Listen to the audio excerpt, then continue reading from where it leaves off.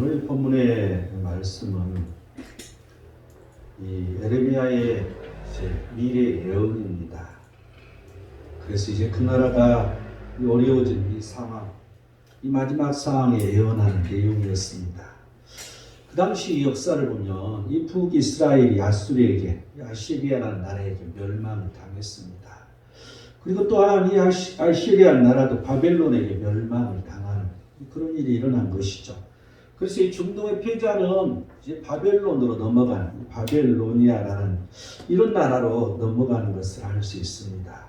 그래서 이 바벨론은 강대국이 되어서 이 남쪽에 있는 나라들을 침략하기 시작하는 때였습니다. 그래서 남쪽의 패자는 애굽이었습니다. 이집트였죠. 그런데 이집트보다 더 강성했기 때문에 늘 이 남쪽을 침범하는 그런 때였습니다. 그래서 에레미야는 예언합니다. 그들이 모두 나를 점령할 것이라고. 그리고 또한 이 유대를 결국 멸망으로 이끈 이 바벨로니아는 반드시 망할 것이라는 것을 예언합니다. 그리고 또한 이 유다뿐만 아니라 유다를 미워하고 또한 시기를 좋아하는 주위의 모든 나라들이 포로로 끌려갈 것을 예언을 해주고 있습니다. 그리고 이제 이 마지막 부분에 와서 이제 하나님께서 이 유다 백성들이 끌려가서 회개하는 그 모습들을 보면서 그래서 돌아오게 하는 그러한 장면을 70년 만에 돌아오게 할 그러한 장면들을 지금 예언을 해주고 있는 그러한 이 모습입니다. 이 70년 만에 돌아온 사람들은 모두 다 돌아오지는 않았습니다. 그래서 이 돌아온 사람을 남은 자라고 부르는 것이죠. 남은 자가 되어야지 진정으로 하나님 앞에 붙어있는 자라는 것이죠. 오직 그 남은 자들은 돌아와서 성전을 건축하고 그 하나님 앞에 예배하는 자들이 되었던 것입니다. 왜 하나님은 돌아오게 하셨을까요? 이 하나님은 이 유다 백성들이 택한 백성들이었기 때문에 또한 그들은 택한 백성으로 결국 깨닫고 회개하는 그러한 모습을 보았기 때문에 그 하나님은 돌아오게 했다는 것입니다. 이 본문을 지금 우리 이 시대하고 무슨 상관일까? 지금 나하고는 무슨 상관일까? 지금 이 시대에 지금 이 사람들하고는 우리하고는 무슨 관련이 있을까? 우리는 은혜의 시대에 살고 있습니다. 예수 그리스도로 말미암아 복을 받는 이 시대에 우리는 살고 있는 것이죠. 그런데 이 시대에 우리는 교회에 붙어 있어야 된다는 것을 우리는 이 성경 말씀 곳곳마다 깨닫게 해주는 말씀이 너무 많다는 것을 우리는 알 수 있습니다. 오늘 이 1절에 이제 1절이니까 내 성읍으로 돌아오라고 이 돌아오란 말을 두 번이나 강조하는데 돌아오라 돌아오라 내 성읍들로 돌아오라 하나님이 계신 곳으로 돌아오라는 것이죠. 지금으로 말하자면 교회로 돌아오라는 것입니다. 여러분 이 시대에도 교회를 떠나 있는 사람이 많이 있고 이 시대에도 교회 밖에서 서성이는 사람이 많이 있습니다. 또한 이 시대에도 하나님께서 부르시는데 그걸 깨닫지 못하고 늘 밖에서 교회 밖에서 서성대는 이런 사람들이 많이 있다는 것을 알 수 있습니다. 뿐만 아니라 교회 안에 있을지라도 온전히 그 하나님 안에 거하지 못하고 그 하나님의 뜻을 행하지 못하고 하나님께서 원하시며 뜻하시며 기뻐하시는 그러한 것들을 드러내지 못한 사람들도 많이 있다는 것입니다. 그래서 이러한 사람들은 돌아와야 된다는 것이죠. 이러한 사람들을 하나님 앞에 회개할 때 하나님께서 돌아오게 해주신다는 것입니다. 스스로 하는 것이 아니라 하나님께서 그렇게 해주시는 역사가 일어난다는 것을 보여주고 계십니다. 오늘도 이 시간 하나님의 택한 백성들은 부르고 계십니다. 오늘도 이 시간 하나님께서 그들이 돌아오기만을 기다리시면서 그들이 회개할 때 하나님께서 돌이키게 하는 역사, 돌아오게 하는 역사를 이루신다는 그 사실을 우리는 알아야 할 것입니다. 내 성읍들로 돌아오라. 교회로 돌아온다는 지금의 의미를 우리가 살펴보면 어떻게 돌아오라고 하고 있는가? 21절을 볼까요?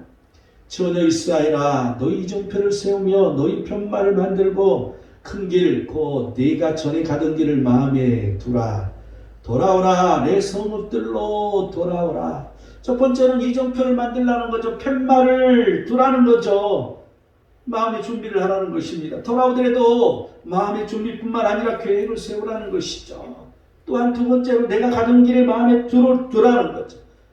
내가 가던 길, 전에 내가 교회 왔던 그 길, 전에 교회 와서 믿음대로 살아갔던 그런 믿음을 가지라는 것입니다. 믿음의 길을 단단히 먹으라는 거죠. 하나님을 제대로 섬겼던 삶의 모습을 회복하라는 의미를 가지고 있습니다. 여러분, 우리가 교회 안에 있더라도 믿음을 잊어버리고 있을 때가 많이 있습니다. 그래서 이 믿음이라는 것은 믿음이 컸다가도 적어지고 많다가도 아주 작아지는 이게 믿음입니다. 그래서 믿음을 잃어버렸을 때는 그 회복해야 되는 것이죠. 이처럼 준비하고 과거 내가 그 믿음이 아주 강했던 이런 때로 돌아오라는 그 하나님의 음성을 우리는 들어야 할 것입니다. 내 성읍으로 돌아오라고 하고 계시는데 어떻게 돌아오라고 하고 계시는가? 22절을 볼까요? 방역한 딸아 내가 어느 때까지 방황하겠느냐? 여호와가 새 일을 세상에 창조하였나니 곧 남자가 여자를 둘러싸리라. 어느 때까지 방황하냐는 거죠. 너는 잠시지만 나를 잊어버리고 있었다는 거야. 잠시지만 나를 버리고 있었다고 지금 하나님께서는 우리에게 들려주시는 말씀입니다. 그런데 그 하나님께서 새 일을 세상에 창조하시겠다고 말씀하고 계십니다. 우리의 삶이 이제 하나님을 온전히 섬기는 삶에서 우상의 삶으로 살고 있는 그런 사람들에게 하나님을 그 중심의 삶으로 받아들이라는 말씀을 해주고 있는 것입니다. 또한 여자가 남자를 둘러싸리라고 말해주고 있습니다. 이 말은 이 여자는 약한 거잖아요. 남자는 강한 것을 말하고 있잖아요. 그들은 이 강한 자에게 패망한 나라였어. 그런데 그 연약하지만 그 강한 것을 둘러싸는 일, 쉽게 설명하면 그들이 다시 돌아왔을 때는 이 이스라엘 땅이 이 선미를 받아들인다는 그런 의미를 가지고 있습니다. 지금 같은 교회가 성도로 받아들인다는 것이죠. 하나님을 잊어버리고 교회 안에 있을지라도 교회 밖에 있을지라도 하나님을 잊어버리고 하나님과 아무 관계없이 살다가 진정으로 회개하고 돌아오면 진정한 그 하나님의 성도로 그 교회에 안착할 수 있다는 걸 말해주고 있습니다. 디모데후서 3장 15절은 하나님의 집에 대한 이 설명을 하는데 이 집은 살아계신 하나님의 교회여 진리의 기둥과 터이라고 말합니다. 이 하나님의 집, 이 교회는 살아계신 하나님의 교회라는 거죠. 진리, 기둥이라는 거예요. 말씀이 바로 서는 곳이라는 거죠. 또한 말씀이 있는 터라는 것입니다. 여러분, 어떤 사람들은 어디 가면 말씀이 좋다고, 어느 교회 가면 말씀이 아주 뛰어난 말씀을 전한다. 어떤 교회는 말씀을 잘 쪼개는 목사님이 있다. 여러분, 그런 교회 가면 별로 좋은 게 하나도 없어. 말씀을 쪼갠다고, 잘 쪼갠다고. 여러분, 아무 의미가 없습니다. 말씀은 능력이기 때문입니다. 말씀을 내가 어떻게 받아들이냐에 따라서 능력으로 내게 나타나느냐, 이게 중요하다는 것이죠. 여러분, 어떠한 서포도 하나님 말씀이기 때문에 동일하다는 것입니다. 어제 우리가 결혼식을 갔었는데, 그래서 우리나라에서 제일 큰 교회 목사님이 이제 주례를 한다고 해서 좀 뭐가 좀 특별할까 하고 기대하고 이렇게 들었습니다. 그런데 틀린 점은 하나도 없더라는 것이죠. 그래도 뭔가가 좀 다를 것이다. 그런데 뭐 다른 목사님이 하는 거나 다 똑같은 건데, 물론 시간이 빡빡하기 때문에 다 누구나 똑같은 상황에서 뭐 다른 목사님들도 그런 주례를 할 것입니다. 한 가지 다른 것은 하나님의 사자라고 자기를 표현하더라. 하나님이 사도라고 표기를 하더라. 그래서 그거 하나 다르지 다른 건 다 틀린 게 없더라. 똑같이 하나님 말씀을 선포하는 똑같은 하나님 말씀이더라는 것이죠. 여러분, 이처럼 하나님 말씀은 누구에게나 동일한 것입니다. 어느 누가 선포하든지 동일한 것입니다. 어느 누가 받아들이든지 동일한 것입니다. 우리는 이러한 진리의 터, 이 교회에 우리는 제대로 뿌리를 박아야 된다는 거죠. 그러할 때 내 귀가 열리는 것입니다. 그러할 때 하나님 말씀이 들리는 것입니다. 그러할 때 그 말씀대로 내가 살아가는 그 역사가 일어난다는 이 사실을 여러분 기억하시기 바랍니다. 내 성읍으로 돌아오라. 돌아오면 어떻게 되는가? 첫 번째 26절을 볼까요? 내가 깨어보니 내 잠이 달았더라. 내 성읍으로 교회로 돌아오면 첫 번째 잠이 달았다는 거죠. 이게 원어적으로 풀이하면 잠이 달았다는 의미가 아니라 꿈을 꾸었다. 그 꿈이 달콤했다는 뜻입니다. 그래서 자기가 그 꿈을 꾸었는데 너무 달콤한 꿈이었다는 거죠. 여러분, 이 잠이 달았다. 이 15절을 이렇게 볼까요? 이런 내가 그 피곤한 심령을 상쾌하게 하며 모든 연약한 심령을 만족하게 하였음이라 하시기로. 이 잠이 달았는데 잠이 어떻게 달았냐는 거죠. 잠이 달았다는 게 지금 무슨 의미냐는 거죠. 이 첫 번째는 심령을 상쾌하게 했다고. 그런데 피곤한 심령이라는 거야. 여러분, 이 심령이라는 것은 인간이 갖춰져야 할 근본적인 그러한 이 존재를 말하고 있잖아요. 그런데 심, 마음과 또한 영, 그 영혼을 말하는 거죠. 이 영혼은 오직 하나님으로 가득 채워졌을 때 기쁨이 넘칩니다. 그런데 그 영혼에 이 세상으로 가득 채워져 있을 때는 항상 공허감만 있다는 거죠. 끝없이 무언가를 추구하더라도 끝없이 공허감이 자신에게 밀려올 수밖에 없다는 것이죠. 그래서 하나님과의 바른 관계를 통해서 하나님이 채워질 때, 곧 하나님의 말씀을 통해서 하나님 앞에 나아갈 때 우리의 마음, 우리의 영은 늘 상쾌한 그런 마음을 가질 수 있다는 거죠. 그래서 피곤한 이 심령이 상쾌하다는 것은, 이 상쾌하다는 이 언어는 물을 이렇게 이 논에 물을 대잖아요. 그러면 그 땅이 촉촉해지는 것처럼 이렇게 물을 대해 그 땅을 촉촉히 적셔주는 것을 이 언어적으로 볼 때 의미합니다. 그래서 우리 피곤한 우리의 심령이 아주 물이 촉촉히 젖어서 아주 우리 그 마음이 아주 좋다는 것이죠. 여러분, 뭔가가 채워져 있는, 뭔가가 즐거운 마음으로 가득 찬 그런 상황을 말할 것입니다. 또 연약한 심령이 만족한다고 말해주고 있습니다. 이 연약하다는 언어의 의미는 크나큰 근심에 빠져 살 소망이 없는 마음, 너무나도 힘든 것들이 많고 근심이 많아서 살 소망이 없어져, 살 소망이. 이런 상황, 이게 바로 연약하다는, 우리나라 말로 연약이지, 언어는 그런 뜻을 가지고 있다는 거죠. 그런데 이러한 살 소망이 없는 이러한 마음을 갖는 이 심정이, 이러한 심령이 만족을 얻을 수 있다는 것입니다. 여기서 이 만족의 언어적 의미는 이 그릇이나 부대가 가득 채워져 있는 것, 그래서 뭔가 가득 차 있는 것, 여러분, 이게 만족이라는 것이죠. 우리가 항상 우리의 마음이 근심에 빠져서 힘들고 어려운 그러한 심령이지만 그 하나님으로 가득 채워져 있는 그런 상황, 여러분, 그러할 때 꿈이 달콤했다는 것입니다. 여러분, 이 교회 안에서 그런 일이 벌어진다는 것이죠. 아니, 교회 왔는데 그런 일이 없던데요. 아니, 어떻게 그렇게 될 수 있어요? 여기서 보면 이 동사들은 능동형태를 사용하고 있습니다. 이 능동태라는 것은 자기 스스로 하는 그러한 의미가 아니라 여기서 여호와께서 인간의 텅 빈 영혼을 충만하게 채워주신다는 것이죠. 내 스스로 교회만 오면 되는 것이 아니라 하나님께서 그렇게 채워주시도록 만들어야 된다는 거야. 이런 하나님의 체험이 있어야 된다는 것이죠. 여러분, 이러한 하나님께서 이러한 체험이 있게 해서 우리는 어떻게 해야 할 것인가? 이것은 저절로 일어난 일이 아니라는 거죠. 나는 교회 왔는데, 이 초신자들 그런 말 하잖아요. 나는 아무 감정도 없더라. 또 어떤 사람들은 그냥 너무 좋다고, 너무 또 마음이 편했다, 이런 말을 하는 것을 볼 수 있습니다. 그러한데 그러한 것을 하나님께서 만들어 주시는데 왜 어떤 사람은 그렇고 어떤 사람은 그렇지 않다는 거죠. 23절을 우리가 볼까요? 만군의 여호와 이스라엘의 하나님께서 이와 같이 말씀하시니라. 내가 그 사로잡힌 자를 돌아오게 할 때 그들이 유다 땅과 그 성읍들에서 다시 이 말을 쓰리니 곧 의로운 처소요 거룩한 산이여 여호와께서 내게 복 주시기를 원하노라 할 것이며, 지금 이 하나님께서 말씀하시는 것은 야, 너희들 이렇게 해야 돼 하고 지금 말해주고 있는 것입니다. 첫 번째는 뭐예요? 여호와께서 복 주시기를 구해라는 것이죠.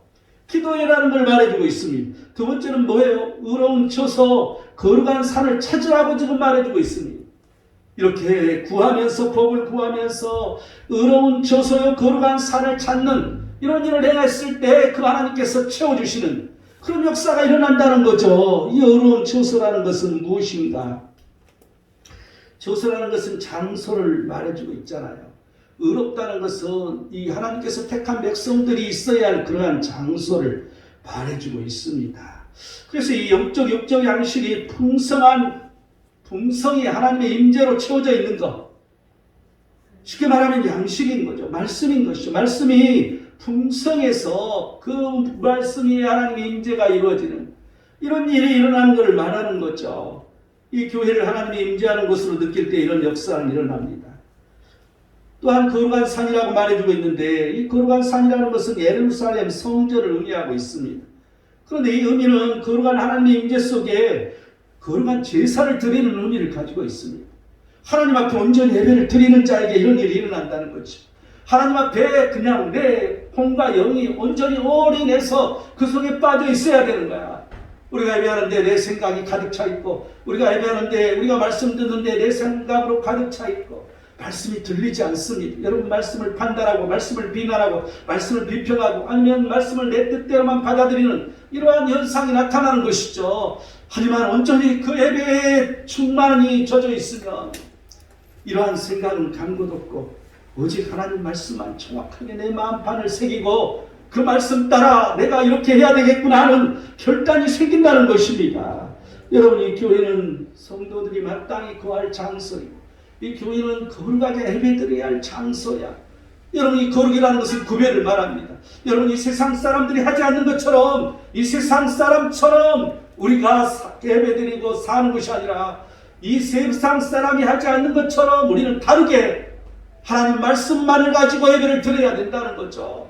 여러분, 이 예배 안에는 이 세상의 문화, 세상의 지식, 세상의 모든 것들은 사라져야 됩니다. 오직 하나님 말씀만이 있어야 된다는 거죠. 하나님 말씀으로 움직이는 예배, 하나님 말씀으로 그 말씀대로 되는 예배, 하나님 말씀대로 됨으로 말미암아 성령 충만하며 성령이 불이 떨어지는 예배. 여러분, 이건 사람마다 다르다는 것입니다. 이 안에 있는 사람들 중에서도 듣는 사람마다 이러한 것들은 다르게 나타난다는 것을 여러분 기억하시기 바랍니다. 또한 24절에 유다와 그 모든 성읍의 농부와 양떼를 인도하는 자가 거기에 함께 살리니, 이 세 번째는 성읍의 인도자가 함께 살았기 때문에 큰 일이 일어날 수 있다는 거죠. 여러분, 이 인도자라는 것은 무엇입니까? 도울자를 말해주고 있지 않습니까? 이 시대의 도울자는 누구입니까? 여러분, 보혜사지 않습니까? 이 보혜사는 누구죠? 예수님과 성령 하나님을 말해주고 있습니다. 여러분, 이 성령님과 예수님, 육신이 말씀이 되어 오셨던 그 그리스도, 여러분, 말씀과 이 성령이 우리를 인도하며 살아갈 수 있어야 된다는 거죠. 이러할 때 그러한 달콤함이 일어나며, 이러할 때 그 상쾌함이 일어나며, 이러할 때 우리 심령의 만족함이 일어난다는 이 사실을 여러분 기억해야 할 것입니다. 말씀마다 내게 주는 말씀으로 우리는 들릴 수 있어야 됩니다. 다른 사람에게 하는 말씀으로 들리면 그건 겸손하지 못하기 때문입니다. 우리는 성령의 도우심으로 부단히 기도하며 또한 성령으로 기도할 때 성령의 인도 따라 우리는 그 말씀에 비춰 살아갈 수가 있습니다. 여러분, 내 지위가 뭔가 높다고 생각할 때, 내 만족도가 뭔가 내 자존감이 아주 높을 때 하나님 말씀이 들리지 않습니다. 그건 바로 겸손이었기 때문입니다. 어떤 사람은 박사이기 때문에 이 예수님을 믿기가 어렵습니다. 어떤 사람은 의사고 어떤 사람은 교수이기 때문에 어렵습니다. 내가 이 대학원에서 이 강의를 할 때 보면 이 제자들 중에 의사도 있고요, 또 교수들도 있어요. 그런데 그 사람들은 참 힘들더라고요.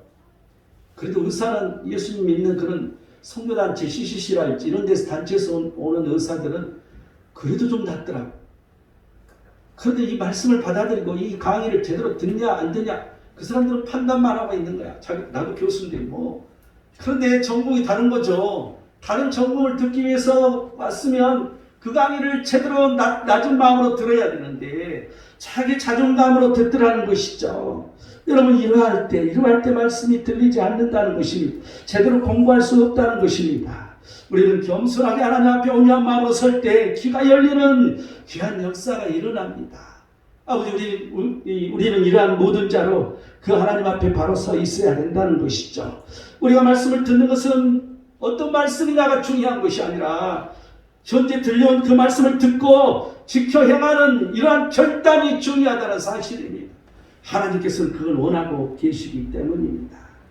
여러분, 이 말씀만 많이 듣고 있는 사람들은 여러분 지식이 많아서 이 머리가 커진 사람이라고 우리 말할 수 있습니다. 그런 사람은 비난은 많은데 행함이 없습니다. 그런 사람은 마귀가 오는 사람처럼 삼킬 자를 찾을 때에 이 교만 때문에 쉽게 말려들기 십상이라는 것이죠. 우리는 겸손히 하나님 앞에 나아가야 할 것입니다.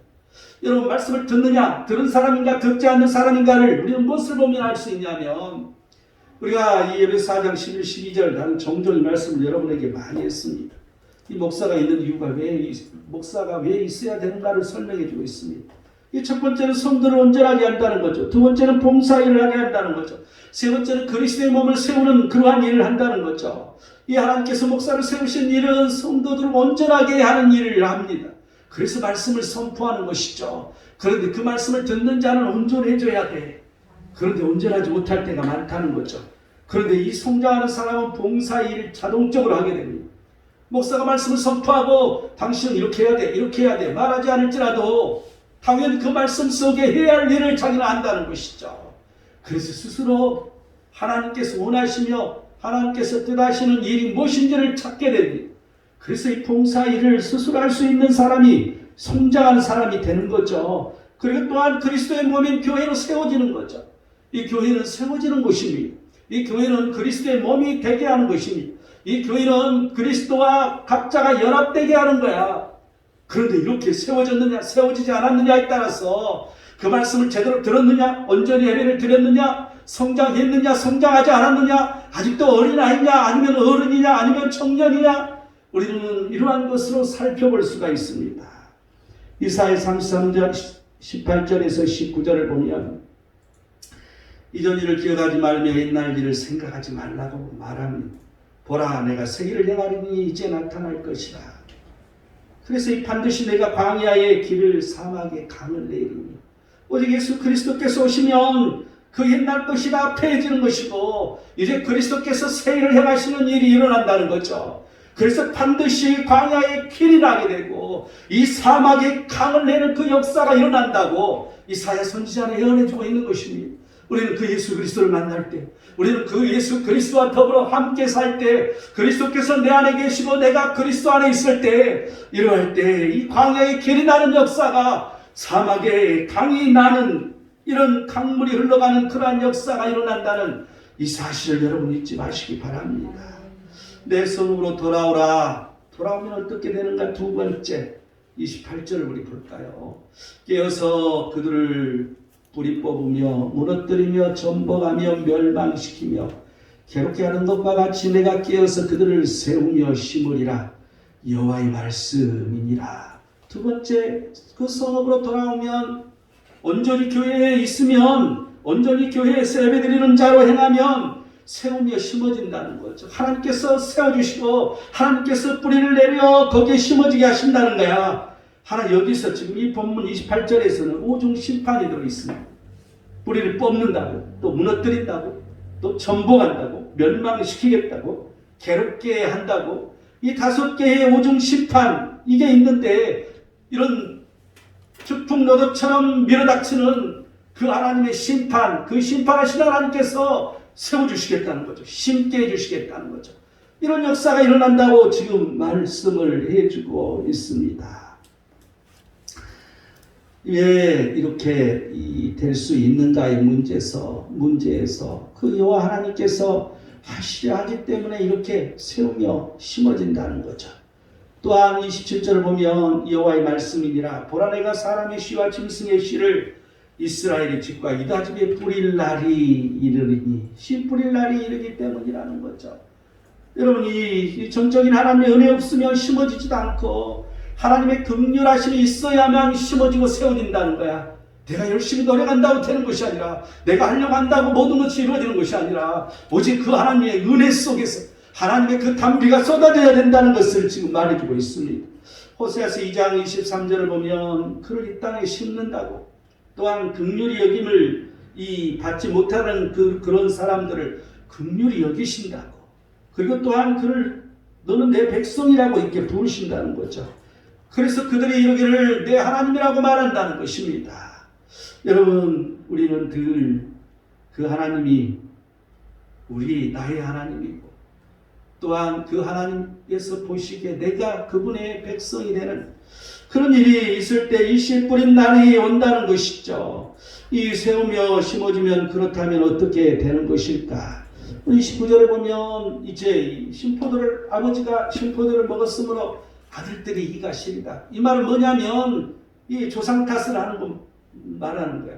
자기들이 포로로 끌려갔는데 아유 우리가 잘못한 게 아니라 우리 조상들이 죄를 많이 졌기 때문에 우리가 포로로 끌려갔다고. 그런데 하나님께서는 분명하게 말씀하십니다. 너희들 죄 때문에 너희들이 포로로 끌려갔다고 말씀하시는 것을 이 곳곳에서 이 예레미야서에서 발견할 수가 있습니다. 그리고 또한 이제 그 뒤에 이 말씀 30절을 보면 신포도를 먹는 자마다 그는 이가 신 것 같이 누구나 자기 죄악으로 말미암아 죽으리라. 자기 죄는 자기가 당한다는 것입니다. 이렇게 세우고 심어지면 남의 죄가 나게 오는 것이 아니라 부모의 죄가 조상의 죄가 내게 물려받아서 내려오는 것이 아니라 그러한 것들은 다 끊어져 버리고 오직 내가 죄를 질 때만 그러한 일을 당할 수 있는 이런 일이 일어난다는 것을 말해주고 있습니다. 내 성읍으로 돌아오라. 돌아오면 어떻게 되는가? 마지막 세 번째 31절을 볼까요? 여호와의 말씀이니라. 보라 날이 이르리니 내가 이스라엘 집과 유다 집에 새 언약을 맺으리라. 이 성읍으로 돌아오면 새 언약을 맺는다는 거죠. 새로운 언약을 주시겠다는 것입니다. 이 새 언약은 무엇인가? 우리가 32절을 보면 이 언약은 내가 그들의 조상들의 손을 잡고 애굽 땅에서 인도하여 내던 날에 맺은 것 같지 아니할 것은 내가 그들의 남편이 되었어도 그들이 내 언약을 깨뜨렸습니다. 여호와의 말씀이니라. 이 새 언약은 과거의 언약이 아니라는 거야. 과거의 언약은 너희들이 깨뜨렸기 때문에 내가 새로운 언약을 주겠다고 말해주고 있습니다. 새로운 약속을 주시겠다는 것이잖아요. 또한 33절을 보면 나의 법을 그들 속에 두며 그들의 마음에 기록하여 나는 그들의 하나님이 되고 그들은 내 백성이 될 것이라. 여호와의 말씀입니다. 이 두 번째는 이 새 언약을 맺는 그 의미, 두 번째는 이 말씀이 마음속에 두어진다는 거죠. 또한 그 말씀이 그 마음속에 기록된다는 거죠. 쉽게 설명한 말씀을 지키는 그러한 문제를 말해주고 있습니다. 이 갈라디아서 5장 16절은 너희는 성령을 따라 행하라고 말해주고 있습니다. 우리가 그 말씀을 들었을 때 성령을 따라 행해야 된다는 거죠. 로마서 8장 4절은 그 영을 따라 행하는 우리에게 율법의 요구가 이루게 하려 하심이라고. 우리가 하나님의 영 따라서 그 말씀, 이 하나님의 영을 불어시키면 충만케 하면 우리가 그 말씀을 지키는 일이 일어난다는 것을 말해주고 있습니다. 이 어떤 사람이 나의 하나님, 나의 이 백성이 되는 것인가? 이제 이 새 언약이 나의 하나님과 나의 백성이라고 이제 이 뒷말씀이 이렇게 나와 있죠. 그런데 이 나의 하나님과 나의 이 백성이 어떤 사람이 그런 사람이냐는 것이죠. 우리가 이 베드로전서 1장 13절 14절을 한번 살펴볼 필요가 있습니다. 제가 읽어볼 테니까 들어보시기 바랍니다. 그러므로 너희 마음이 형제를 동이고 근신하여 예수 그리스도께서 나타나실 때에 너희에게 가져다 주실 은혜를 온전히 바랄지어다. 너희가 순종하는 자식처럼 전에 알지 못할 때에 따르던 너희 사욕을 본받지 말고 오직 너희를 부르신 거룩한 이처럼 너희도 모든 행실에 거룩한 자가 되라. 이 나의 하나님, 나의 백성이 되는 사람은 첫 번째는 은혜를 온전히 바라는 사람이잖아. 허리를 동이라고 그랬어. 허리를 동이고 근신하며 은혜를 온전히 바라라는 거죠. 항상 하나님의 은혜를 구하는 자에게 하나님의 은혜가 오는 것입니다. 항상 그러든지 말든지 내가 교회만 있으면 다 돼. 이게 아니라 항상 그 하나님의 은혜를 구하라는 것입니다. 또한 이 전에 따르는 사욕을 버리는 사람. 전에 내가 개인적인 사사랑 욕심에 따라서 움직였는데 이제는 그 하나님의 영광을 위해서 이제는 온전히 그 하나님 안에 거하는 사람으로 바뀌는 것을 말해주고 있습니다. 또한 모든 행실에 거룩한 사람이라 부르신 이의 거룩함처럼 하나님께서 거룩하시기 때문에 우리의 행실, 행동 하나하나가 거룩해라는 것을 말해주고 있습니다. 이 로마서 8장 14절은 하나님의 영으로 인도를 받는 사람은 곧 하나님의 아들이라고 말해주고 있습니다. 이러한 일을 하는 것은 성령으로 인도를 받을 때 우리는 쉽게 이런 일을 할 수 있다는 거죠. 성령이 내게 충만할 때 은혜를 바라는 것이고 성령이 내게 충만하여 말씀이 임할 때 우리 사역을 버릴 수 있는 거고 성령이 임하여 그 항상 말씀이 내 안에 내 마음판에 새겨질 때 우리의 행실이 거룩하게 바뀐다는 이 사실을 여러분 기억하시기 바랍니다. 이전 것은 지나갔으니 보라 새 것이 되었도다라고 말합니다. 그런데 이게 한 번이 아니라 우리가 늘 하나님을 잊어버렸을 때, 늘 하나님을 잠시 잊고, 하나님 잠깐 안녕히 계세요. 나 잠깐 어디 갔다 올게요. 그리고 잠깐 어디 갔다 온 사람들. 여러분, 우리가 교회 안에 살고 있지만 잠깐 하나님을 잊어버린 사람이 너무 많이 있다는 거죠. 여러분, 이렇게 말하면 나도 마찬가지일 것입니다. 순간순간 하나님을 망각하고 잊어버리고 사는 그런 사람들에게는 항상 이전 것은 지나갔으니 보라 새 것이 되었도다. 다시 돌아올 때 나를 새 것으로 하나님께서 만들어주신다는 거죠. 나를 바꿔주신다는 이 사실입니다. 우리는 늘 바꿔지는 새 것이 되는 역사가 일어나요. 이 교회에 돌아오면 새 것을 주신다는 거죠. 새 것으로 만들어주신다는 거죠. 그렇기 때문에 우리는 교회에 돌아왔으면 과거의 습관을 버리라는 것입니다. 오염된 습관을 버리라는 것입니다. 항상 새 사람으로 서라는 것이죠. 결론을 맺겠습니다. 내 성읍으로 돌아오면 어떻게 되는 것인가? 34절 그들이 다시는 각기 이웃과 형제를 가르쳐 이르기를 너는 여호와를 알라 하지 아니하니 이는 작은 자로부터 큰 자까지 다 나를 알기 때문이라. 내가 그들의 악행을 사하고 다시는 그 죄를 기억하지 아니하리라. 여호와의 말씀입니다. 우리가 성읍으로 돌아가면, 하나님의 성읍으로 돌아가면, 우리가 하나님의 교회로 돌아가면 우리의 죄들, 우리가 과거에 지었던 모든 잘못된 것들 하나님께서 기억하지 않으시겠다. 우리가 교회 안에 늘 우리는 살고 있지만 우리가 늘 잘못된 습관, 잘못된 그러한 죄, 또한 악, 하나님 말씀에 어긋난 건 모두 악이기 때문에 우리가 망각하고 항상 그 더러운 물에 오염되어 있었지만 우리가 다시 돌아와 하나님 앞에 회개하고 나갈 때 그 하나님께서 그 모든 것들을 기억해 주시지 않겠다고. 여러분, 이 하나님을 믿기를 원합니다. 이 하나님 은혜 따라서 우리가 항상 하나님 앞에 돌아가는 역사가 일어나서 새 언약이 우리에게 넘치기를 원합니다. 우리가 세워져 심어지는 역사가 일어나기를 원합니다. 우리의 잠이 항상 달 수 있도록 평강의 하나님께서 우리를 다스리고 지배하는 놀라운 역사가 우리 모든 자들에게 충만하기를 축원드립니다. 기도하겠습니다. 하나님께서 오늘 또 말씀하시니 하나님의 그 은혜와 사랑이 충만하기를 원합니다. 하나님의 놀라우신 은혜 속에 우리가 늘 그 하나님을 바라보며 돌아가는 역사가 일어나게 하시옵시고 항상 내 자신을 살펴서 내 성읍으로 돌아가는 귀한 은혜의 역사가 매일매일처럼 일어나는 놀라운 그 하나님을 우리가 만나게 하시옵소서. 거룩하신 예수 그리스도의 이름으로 기도드립니다. 아멘.